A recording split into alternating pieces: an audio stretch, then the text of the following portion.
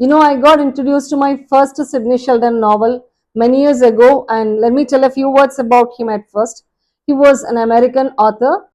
He has written many competing novels and screenplays, and for one of his screenplays, he has won the Academy Award, and for the same screenplay, he has won the Oscar also. Actually, he died in 2007, but in the vein of Sidney Sheldon, another British novelist, Tilly Bagshaw, continues writing using his name also, and a few of her novels are a continuation or series of Sidney Sheldon's novels, which are quite as interesting as Sidney Sheldon's original novels. I'd like to tell you about my first Sidney Sheldon novel. I've already told you the title really plays a very important role in reading a novel, and this title, especially, it had captured my heart from the beginning. The title is If Tomorrow Comes. I was very naive at that time and I was quite unaware of the situations prevailed in prisons for women, especially. Now, let's come to the storyline. Tracy Whitney is a young and successful computer operator at a bank, and she's about to marry the love of her life, and she's pregnant with this baby. At this time, what she expects is a more glamorous and successful life, but what has happened to her is something topsy turvy.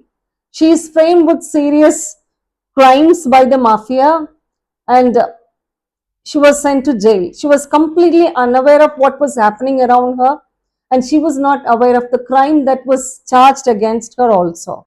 The deception of her lawyer, the desertion of her fiance, the abortion of her baby, and the exploitation of the inmates of the prison, everything makes Tracy stronger, and when she comes out of the prison, she is a completely different person.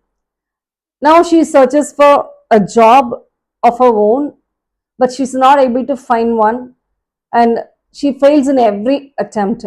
And without her desire, without her wish, she becomes a con artist. And this is where the second part of the story starts. In this part, the readers would find a clever and different Tracy who's revenge hungry.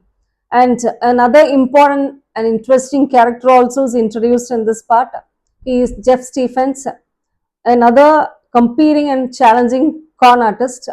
The story becomes quite interesting after the introduction of this character, and both of them try to deceive others and earn money, and they try to outsmart each other also.